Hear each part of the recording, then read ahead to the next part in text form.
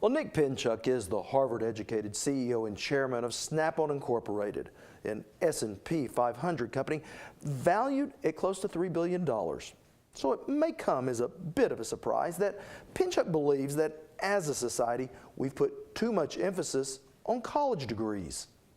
Speaking to members of the governor's business roundtable, he told state leaders the American dream is being threatened by the mistaken belief of what it means to be a success in today's America.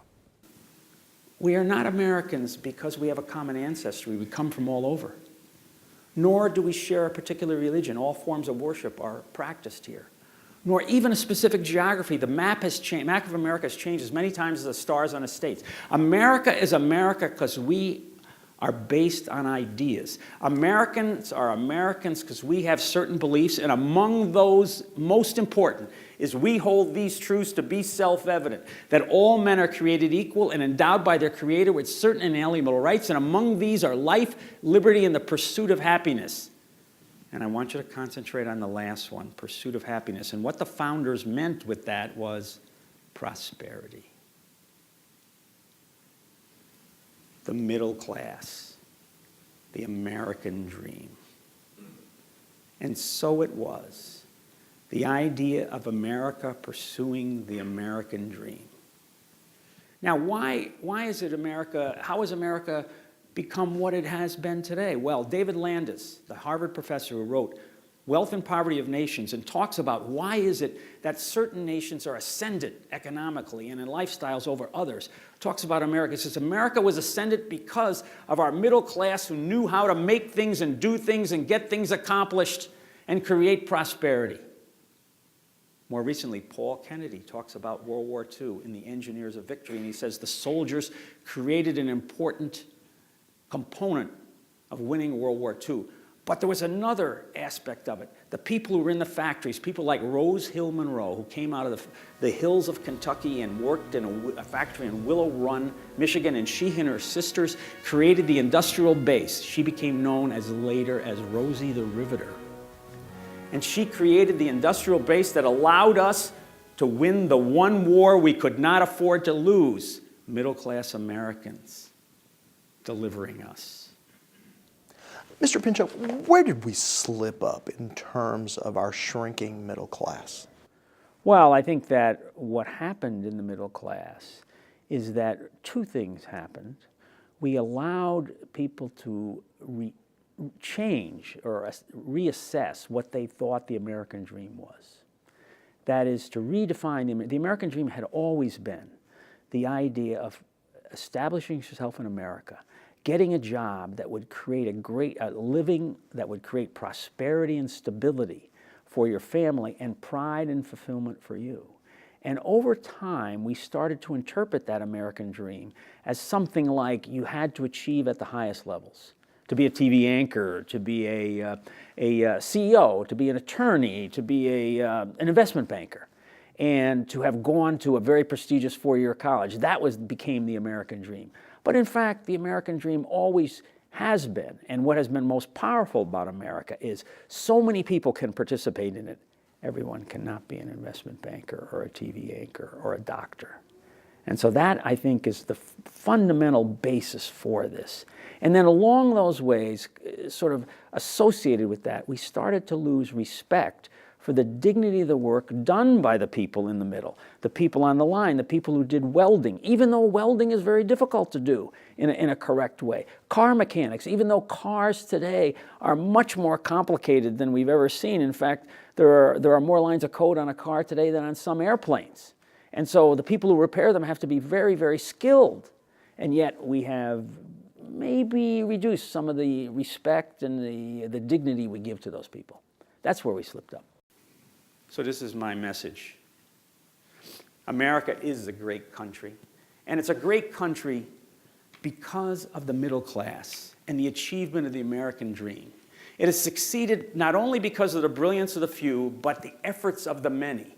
We are challenged today because we're in a global competition, a conflict, and our number one Our number one weapon in that conflict is career and technical education, which will upskill our workforce and allow them to differentiate them and win the competition to be the amplifiers for the ideas.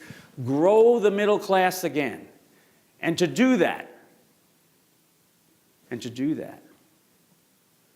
as businessmen, as educators, as government people, we need to cooperate to shape the curriculums to be demand-driven. Call in the airstrikes so what kids are studying is exactly what's going to lead to a job. We need to change. We need to change the optical outlook on these jobs. We need to restore the respect for the dignity of work.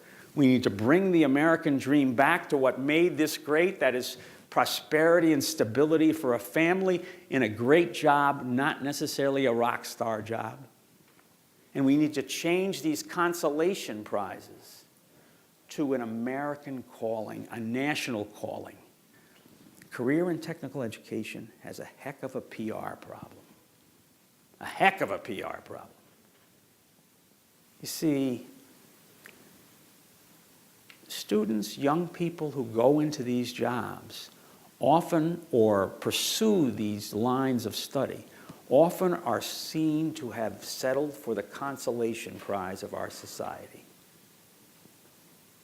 I said this in Washington, and in a think tank in Washington, and the audience pushed back and said it's not true. And I said, okay, how would you feel if your son or daughter told you he was going to be a car mechanic? A great job that delivers prosperity and stability and can't be offshored.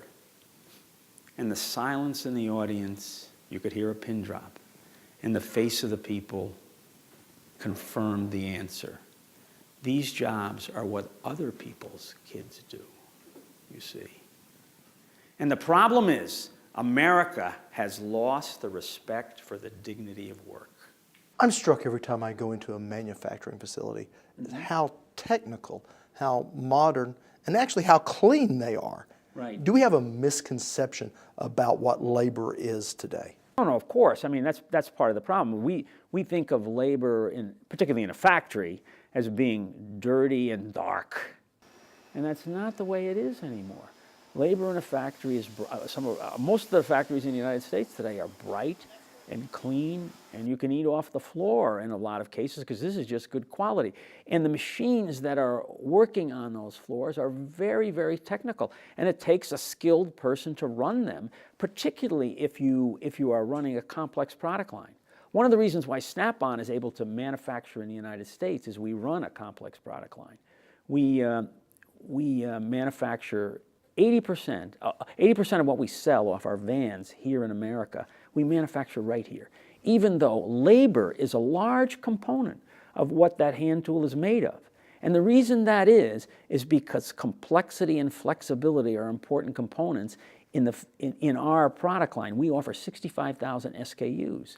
So the short runs, the customization require tremendous knowledge to be able to manage those machines over all those different items.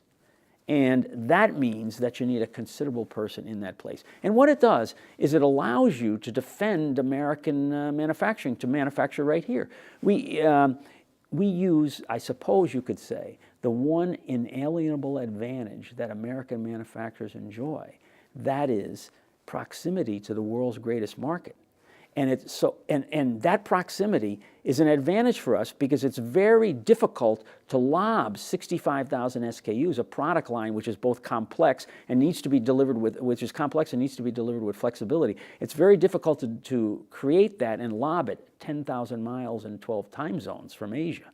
So therefore, proximity is ascendant in this model. We need to restore the American dream to what it was. We need to raise again our respect for the dignity of work. And we need to change these jobs, these careers, from a consolation prize to an American calling, because there is no path to American prosperity in the future without an expanded middle class and an expanded group of people who are enabled and upskilled and capable of doing things. This is the lesson of the last 250 years for America. We need to do it again. You know, it is widely accepted that we have a skills gap here in this country. Sure. You set out 3 areas that we need to address, the first one being career and technical education. Yes. Tell me more. Well, I think actually I would suggest that all of it revolves around career and technical education. Career and technical education, in that competition, in that conflict, is our greatest weapon. But there are 3 things where business and education and government can cooperate. One is shaping the curriculum, making curriculum demand-driven so it matches the jobs that are actually out there.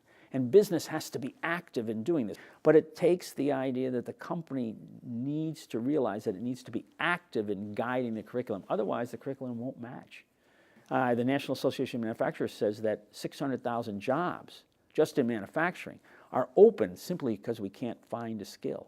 And the National Association of Manufacturers also said 75,000 members, 2/3 of them say the number 1 criteria for selecting the site of a factory is having an exceptionally skilled workforce. 2 is the fact that there's a heck of a PR problem. People tend to view those young people who, or middle-aged people or old people who participate certainly young people though, who participate in career and technical education and pursue technical careers as having settled for the consolation prize of our day. They're, in Huxley terms, they're viewing them in some ways as the beta minuses of our society. And this, of course, is not true because these jobs lead to great stability and capability and fulfillment and prosperity for a family. But we now view them as the consolation prize. We have lost the respect, as I said earlier, lost the respect for dignity of work because technical work, those technical jobs, have been the bulwark of the middle class and have created the American strength we enjoy today. There is no path to prosperity without having an enabled middle class and an upskilling of the American workforce.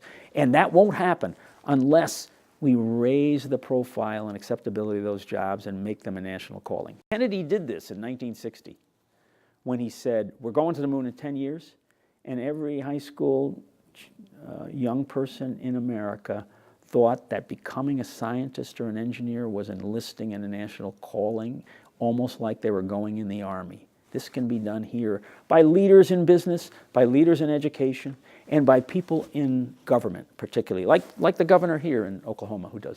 Now, there's a third thing, which is priority, which is we need to support it with government, with business.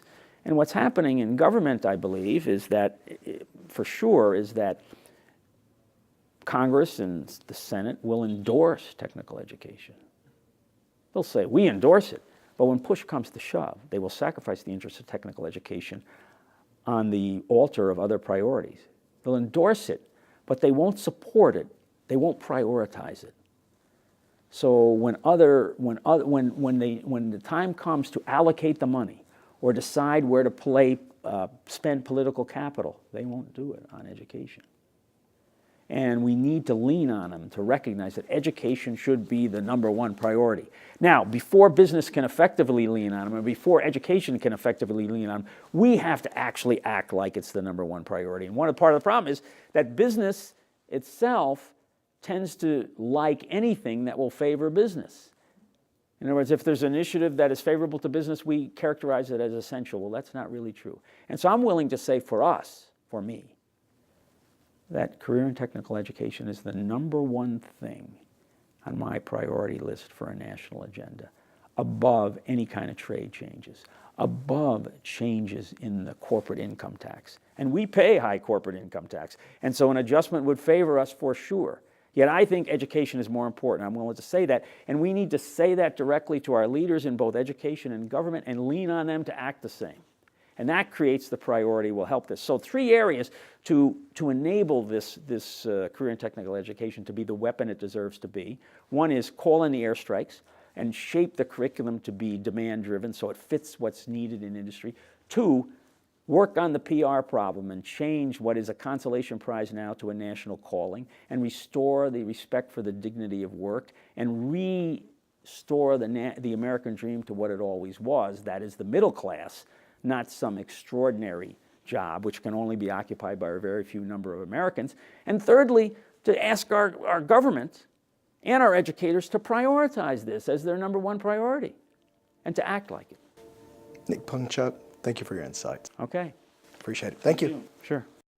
Now, if you'd like to see my full conversation with Nick Pinchuk, we do have that streaming on our website, as well as his entire speech, which truly is one of the best I've ever heard on workforce and the economy. Just go to okhorizon.com and look under our value-added section.